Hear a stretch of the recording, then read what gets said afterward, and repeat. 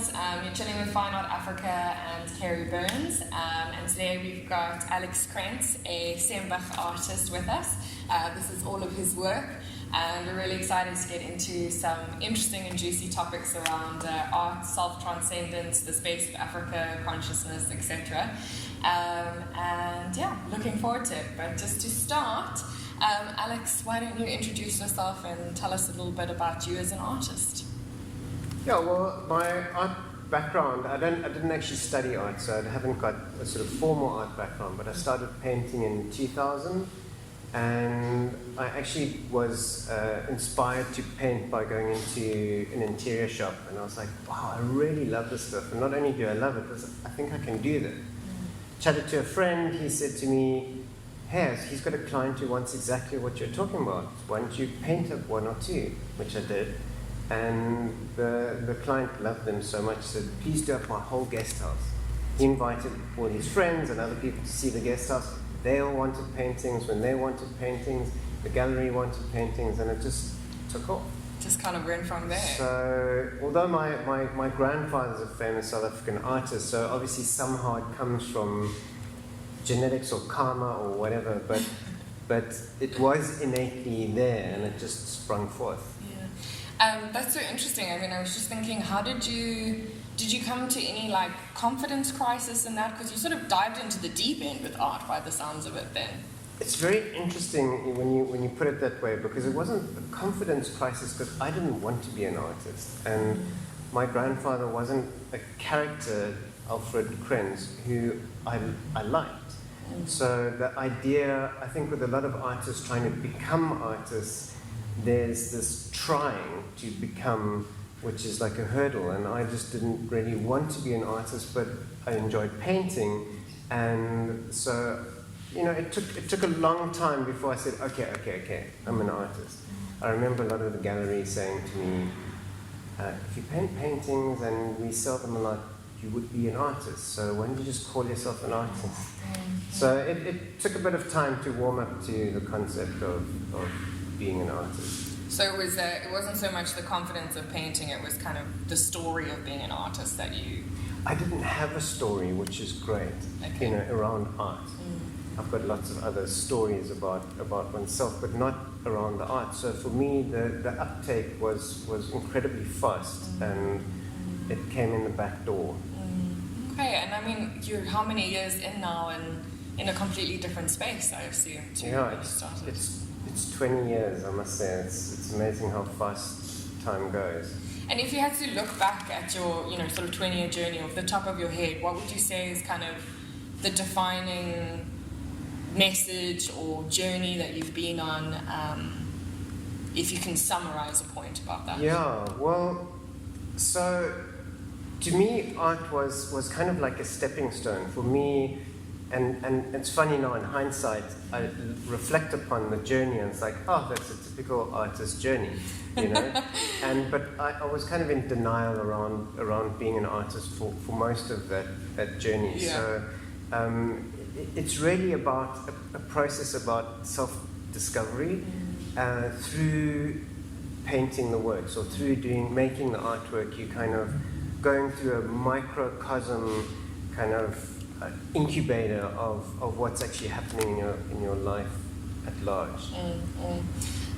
It's so fascinating, guys. I wish you could see us off camera, because we've chatted so much about self-transcendence and mindfulness and the matrix of humanity, I guess, so to speak. But if you wanted to just kind of expand on that idea of this microcosm of self-discovery, anything that you have to offer on that. Yeah, well, so in the background, there's the foreground is being an artist and being in galleries, and your work sells, and that's great. There was a sort of a peak period where I was one of South Africa's top-selling artists. So that felt good, and financially that was pretty good too. Yeah.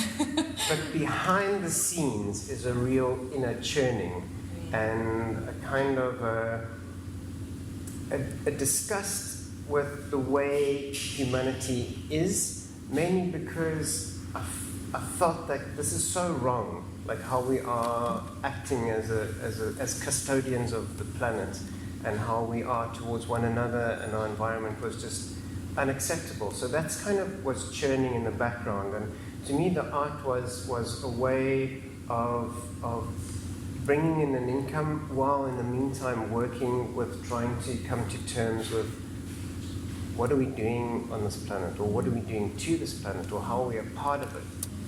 And that journey still continues, but there's a lot of light that's been shed in that area.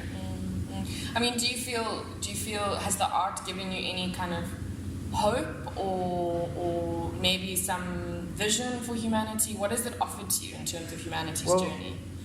Almost going back to your first question, like the artworks served as a kind of a microcosm, like a really short space in which one experiences these life trials and tribulations, So the artwork starts with an idea, an inspiration. It's like, I want to paint this scene of the ocean, or they've got this feeling I want to convey. And you get your canvas and all the paints together, all the colors that you think are going to work. And then as you start working with the artwork, it doesn't quite work out to how you want to, and you try and manipulate it and work it so that it does do what you want it to do. And it fights back because it wants to self-create, or it wants to come about. You're just really, as an artist, creating the conditions for the art to emerge itself. So that's kind of like a microcosm for oneself, is that you push this self-identity, or you push who you want to become, and you've got this inspiration, this vision, and then life comes along and shows you something different, and you grow through all the things that you don't want, all the ways the artwork is not happening for you, is real in a short space of time. And sometimes, a lot of the time, it does work out when you just let go and just let the artwork emerge by itself. Well, I mean, partly there as a custodian of the process, you really, if we could, I mean, even to this day, I can't just let it happen and still go through the same frustrating process of trying to make it become what you want it to become. So eventually you see it's not going to become what you want to become, and you let go and it starts to take shape. And just to expand on that a little bit more, how does it feel at the end of, so say you've got one work that you have a particular battle with, and it really takes you a while to find that letting go and that flow and that acceptance of whatever creativity is kind of wanting to express itself. When you step back at the final piece and you look at that final piece, how does that feel, after you have had this whole kind of conflict around the work? Well, sometimes the artworks work out, but that's very rarely the case. Most of the time, I actually don't like the artwork. And I mean, that's quite telling. But I notice from the reactions of others, and over time, they love the artwork, and they pick up completely different things and see completely different things in the artwork. So something in the creating of it, it's almost like that artwork was commissioned by the buyer long before they saw the artwork.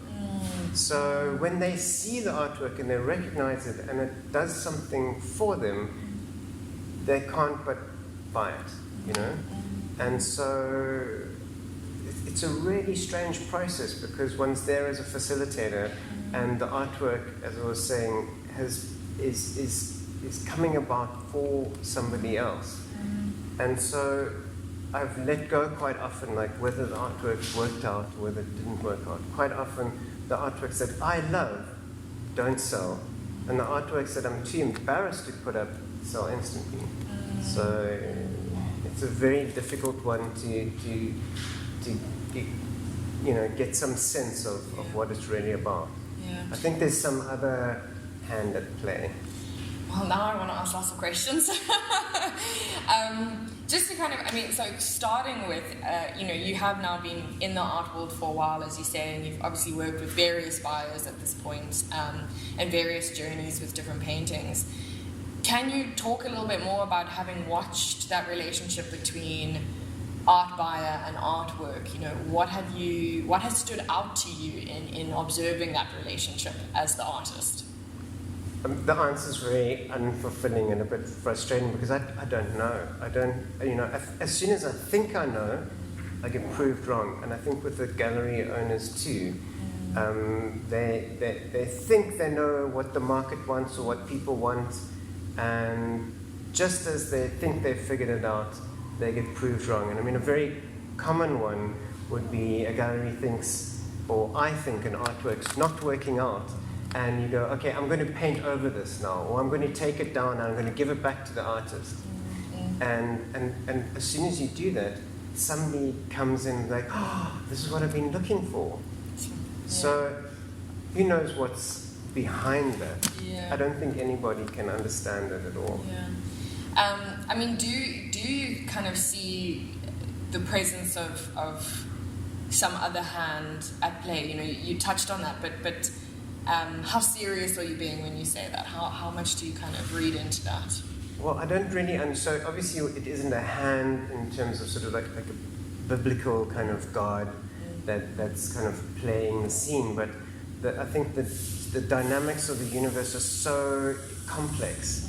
You know, it's a little bit like we are little ants, and you know, and we have no ability to understand these extremely unfathomable complexities.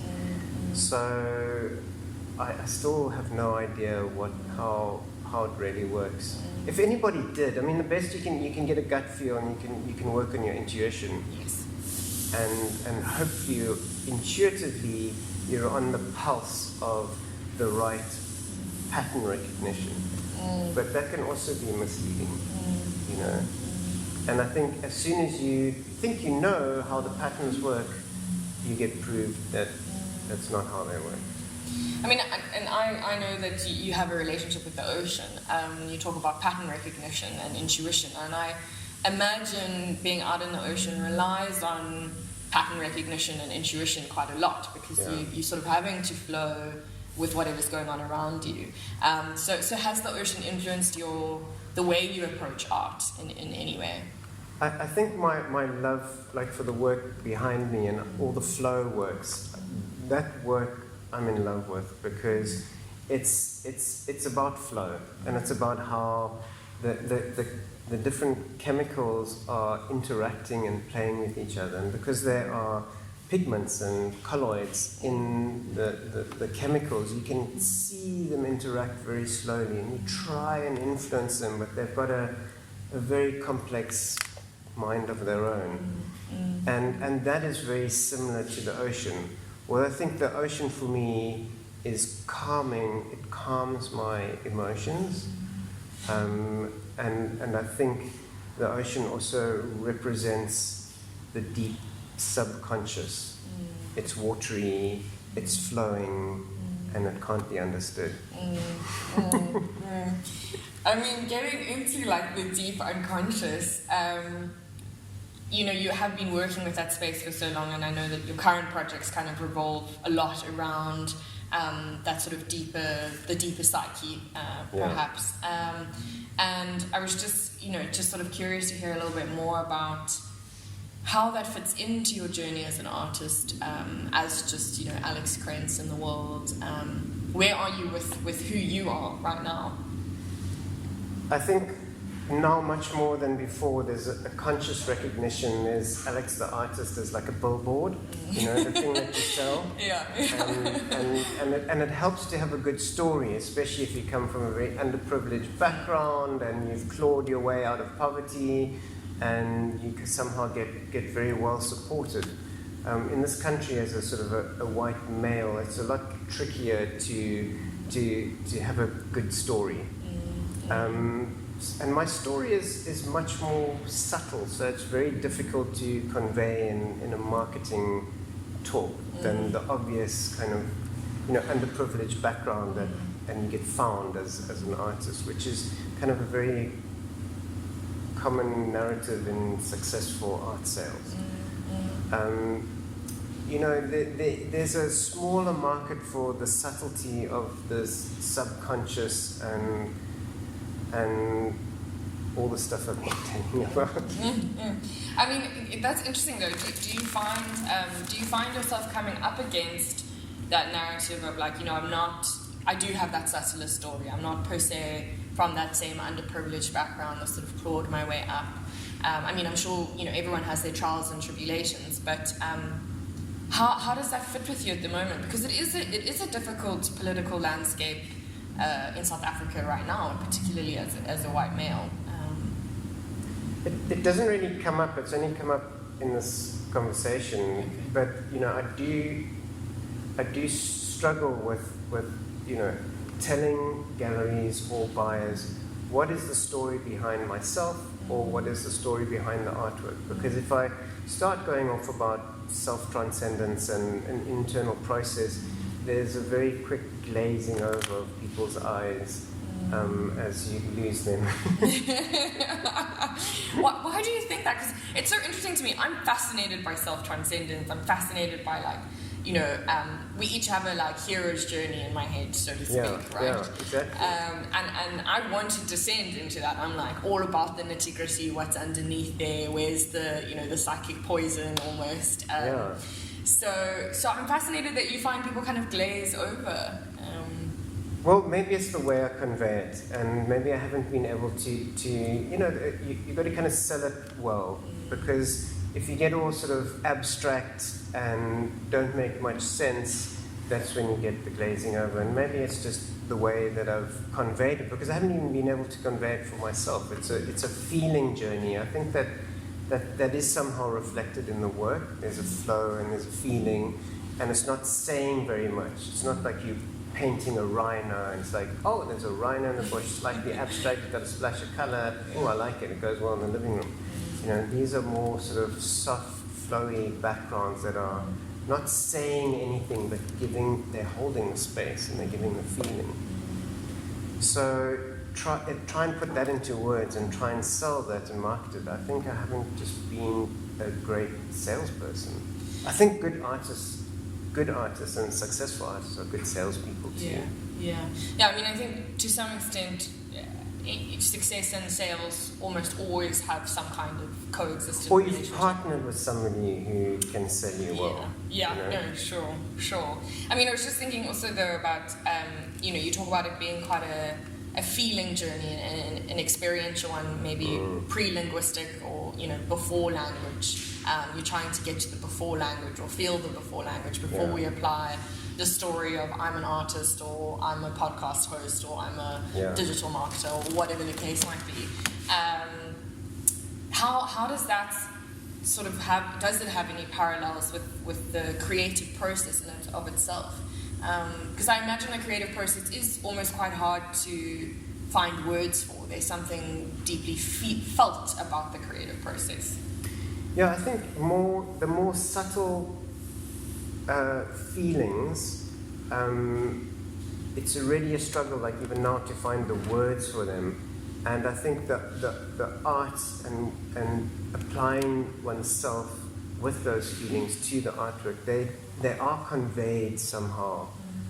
But then to speak about it, it's very difficult to put words to a lot of the feelings. I mean, especially the more shameful feelings, which are sitting all there in the subconscious. I think that's why the movement art, it does appeal to a lot of people, because it moves the subconscious somehow. But, you know, even Jung struggled to kind of really convey what goes on in the subconscious. Everybody does. It's pre-linguistic, and hopefully in a post-linguistic way one can get it across. I mean, to me, I almost think that's the role of art, story. You know, Jungian psychology uses a lot of metaphorical story to sort of illustrate what he's trying to talk about on those deeper psychic processes. And I think perhaps art is another way for us to almost access that deeper self. Access and convey it. I think you're quite right, because you know the myth and the metaphor serves as a pointer. Like art can also serve as a pointer to that ineffable. So what you can't explain what it is, but you can point towards it. The myth can point towards it, and I think so can artwork too. It's almost like the transcendent shines through. Yes, exactly. It's that way to capture the transcendent or the transient, or I think personally we're all craving that something more, or that something pre-linguistic, post-linguistic, but we don't always know how to get to it, which I thought maybe takes me to my next question, which is, there is that shame and those uglier feelings in the subconscious, and maybe that's why a lot of us avoid going down that path and taking that journey. But what would you say to people in terms of that journey? Do you think it's one that, is worthwhile? Have you yourself found it a worthwhile one to go down?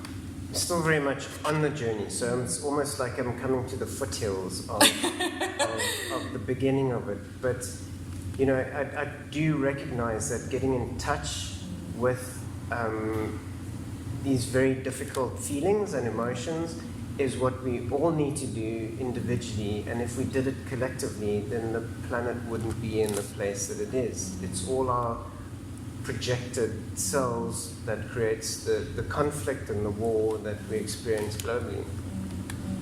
And the role of art in that global landscape? Well, so here's the thing. I actually think that artists, including myself, need to take a big step forward. And that big step forward, a lot of artists, you talk about artist angst, and they're always struggling with something, and they're so self-centered, and these are kind of typical traits you see in artists quite often, including myself.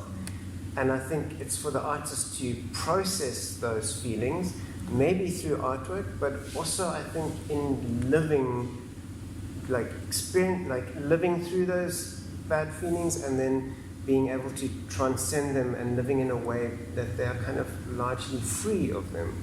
And I think artists and their artifacts need to take a leap forward and not be painting necessarily what sells, but actually conveying. So artists play an important role to me in conveying to the world what is possible and what is emerging. So they stand on the edge of culture, and they are, in a sense, creating the culture by illustrating it or bringing it into manifestation. So I think there's a bit of a lag. And I think the art world needs a big refresher. And I think it's up to the artists to make that leap. And I'm almost trying to invite artists to be the ones, instead of pointing at the world and saying, wow, it's in such a bad place, and being all angry about it. That's a good part of the process too. But all right, let's come up with something different. Let's inspire from what is already possible, or what is already emerging. So I feel like we're all almost waiting for the artist to grow up first. Okay. And do you feel like you are personally sort of prepared for that, to be that grown up? That's a brilliant question. I don't know. I'm being plucked, I'm being hit, and I'm having to move. I'm being forced into a process of deep change. It's not something I'd ever recommend, off the bat, but it's something incredibly necessary in order to start birthing a culture that is an adult and that can be a custodian of the planet. So in that sort of being a part of that movement, as you say, and going through that deep change, what would you like to see humanity get to, or what would you like to what sort of message would you like to be a part of conveying?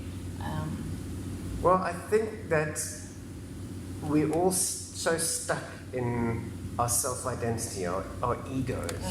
And it's these egos that are having sort of conflicts. I think it's up to a lot of people, not for everybody, to transcend ourselves and actually act from a place of being rather than a place of doing and having. I think at haste we need people to go through this process in order to inspire a different culture. It would be the shaman or the artist to create the possible narratives and visuals for what we can step into as a collective. And sort of as a wrapping up question, what would you say to people who are maybe looking at the mountain? Perhaps they're not at the foothills just yet, but they're wanting to take that first step. They're wanting to move into this journey.